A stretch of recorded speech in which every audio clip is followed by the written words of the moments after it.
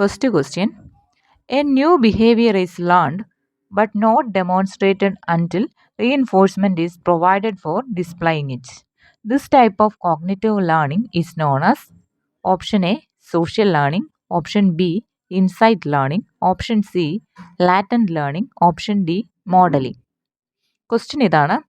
A new behavior is learned but not demonstrated until reinforcement is provided for displaying it.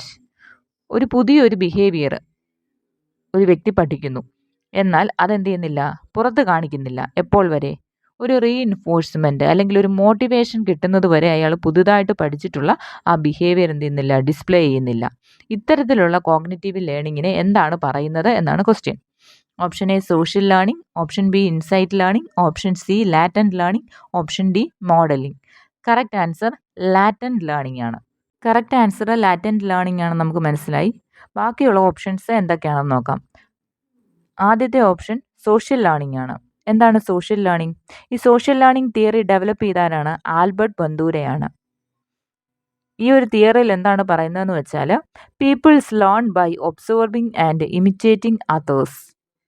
വ്യക്തികൾ എങ്ങനെയാണ് പഠിക്കുന്നത്? Observe ചെയ്തും imitate ചെയ്തുമാണ്. മറ്റുള്ളവരെ observe ചെയ്തും ഇമിറ്റേറ്റ് ചെയ്തുകൊണ്ടുമാണ് വ്യക്തികൾ പഠിക്കുന്നതെന്നാണ് സോഷ്യൽ ലേണിംഗ് തിയറിയിൽ പറയുന്നത്. ആൽബർട്ട് ബന്ദൂരയാണ് ഇത് ഡെവലപ്പ് ചെയ്തത്. ഇനി option B insight learning. Insight learning എന്താണ്? Insight learning is a concept that describes the sudden realisation of a solution to a problem.